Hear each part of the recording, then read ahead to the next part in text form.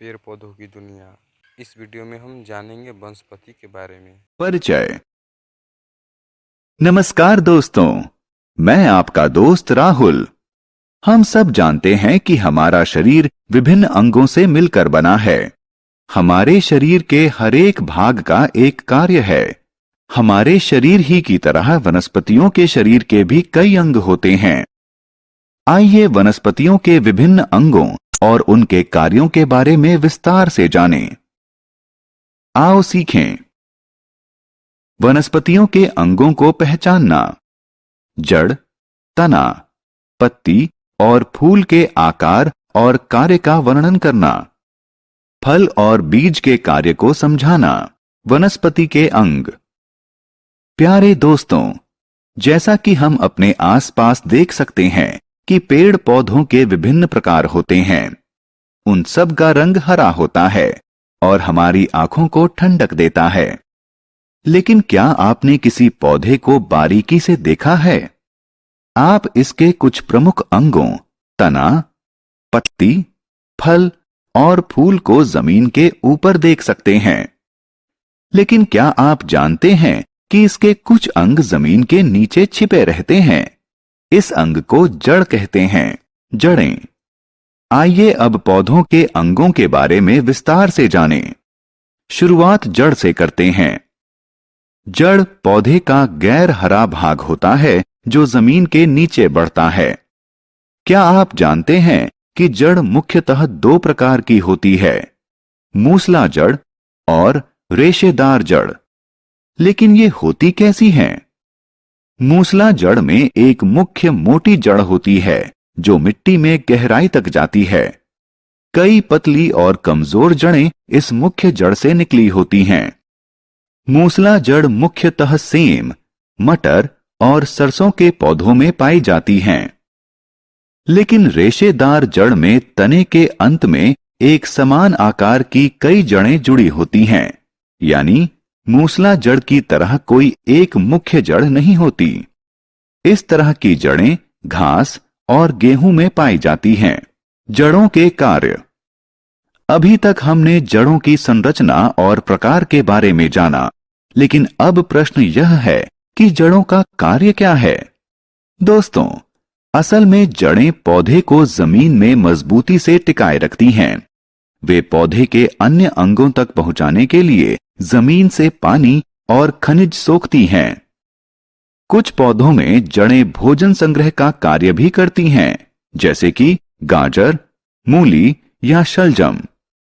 पौधे द्वारा तैयार भोजन जड़ों में एकत्र रहता है। हम इन जड़ों को खाते हैं और पोषण पाते हैं। तना। अब आइए तना के बारे में जानें। तना पौधे का हरा या भूरा भाग होता है जो जमीन के ऊपर विकसित होता है।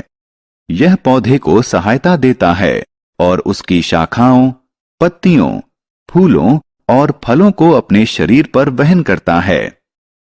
नए पौधों में तने का रंग हरा होता है, लेकिन समय के साथ पौधे की उम्र बढ़ने पर इसका रंग भूरा हो जाता है। कुछ पेड़ जैसे बरगद या आम के तने कठोर, मजबूत और भूरे होते हैं। इन्हें डाल कहते हैं। वहीं कुछ पेड़ों के तने जैसे केला मोटे किंतु मुलायम और हरे होते हैं। कुछ पौधों में तने इतने कमजोर होते हैं कि वो पौधे को सीधे नहीं रख पाते। ऐसे पौधे किसी मदद के सहारे चढ़ते हैं, इसलिए इन्हें बेल कहते हैं। मनी प्लांट इसका सबसे अच्छा उदाहरण है। तने का कार्य। आइए अब पौधों में तने के मुख्य कार्य पर ध्यान दें। जड़ों में सोखा गया जल तने के माध्यम से पत्तियों तक पहुंचता है, जो कि फल बनाने के काम आता है। यह पत्तियों द्वारा बनाए गए भोजन को पौधे के सभी अंगों तक ले जाता है। कई बार पत्तियों द्वारा बनाया गया भोजन तने में ही संग्रहित होता है, जैसे कि गन्ना। इसके दूसरे उदाहरण आलू और प्याज हैं। हम इन तनों को खाते हैं और पोषण प्राप्त करते हैं। कुछ पौधों में भोजन तने में ही संग्रहित होता है। पत्तियां। दोस्तों, पौधे का अगला अंग पत्ती है। यह पौधे का हरा भाग होता है जो तने पर उगता है। पत्तियां अलग अलग प्रकार की होती हैं। कुछ गोल होती हैं, कुछ लंबी होती हैं और कुछ त्रिभुजाकार होती हैं। पत्ती के सतह को किनारा कहते हैं और ये किनारे भी अपने आकार ही की तरह अलग अलग प्रकार के होते हैं। कुछ के किनारे सीधे होते हैं और कुछ के असमान। पत्ती के चपटे भाग को पत्ती की लीफ ब्लेड कहते हैं। हर पत्ती के लीफ ब्लेड में एक मुख्य शिरा होती है और कई छोटी शिराएं इससे जुड़ी होती हैं। इन शिराओं के माध्यम से ही पानी पूरी पत्ती में पहुंचता है। पत्तियों के कार्य। पत्ती का मुख्य कार्य पौधे के लिए भोजन बनाना है। भोजन बनाने के लिए वे पानी, क्लोरोफिल, कार्बन डाइऑक्साइड और सूर्य के प्रकाश का उपयोग करती हैं। भोजन बनाने की इस विधि को प्रकाश संश्लेषण कहते हैं। इस प्रक्रिया में ऑक्सीजन का उत्सर्जन होता है। सभी सजीव प्राणियों को जीवित रहने के लिए ऑक्सीजन की जरूरत होती है। कुछ पौधे जैसे बंद गोभी और पुदीना अपनी पत्तियों में भोजन संग्रह करते हैं।